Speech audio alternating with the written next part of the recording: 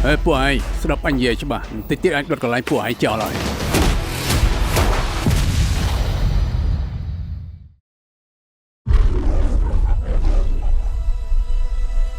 បានបនច្រើនណាស់ក្មួយទីនេះពីមុនដុះសុទ្ធតែស្មៅកុំតែបានក្មួយសម្អាតអន្តាទោះខ្ញុំជាអ្នកចិត្តខាងគាត់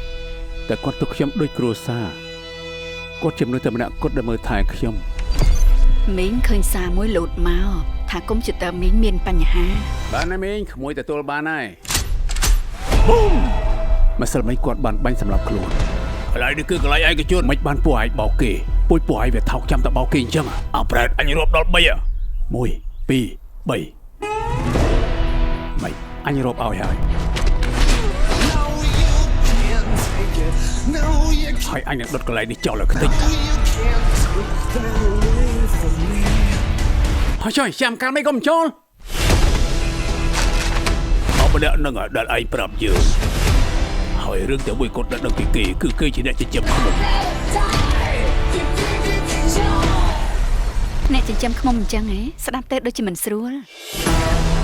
អ្នកចិញ្ចឹមឃ្មុំជាពាក្យតំណាងនៃភ្នាក់ងារពិសេសមួយដែលស្ថិតនៅក្រោមគម្រោងមួយខ្ញុំនឹងការពារសម្បុកបើមានគេមកចង់រស់ឬខ្ញុំនឹងកំទេចប៉ុន្តែប្រទេសយើងមានច្បាប់ក៏ជួយអីមិនបានដែរបើនាងគ្មានខ្ញុំ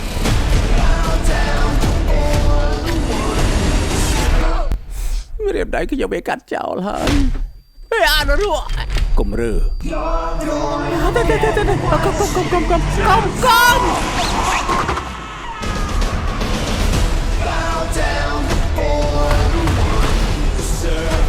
បើនឹងវាមិនតាន់សមនឹងទៅមើលបោករបស់ពួកឯងផង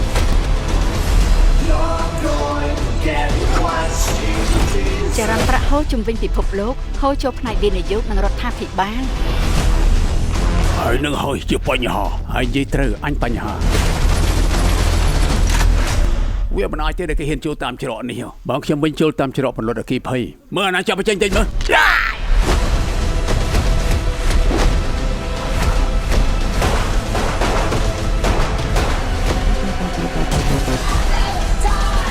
ត្រូវតែសម្លាប់វាឲ្យបានមុនពេលវាសម្រេចគោលដៅរបស់វាទឹកខ្មុំកំតិចទៅវងហ្មងអត់ដឹង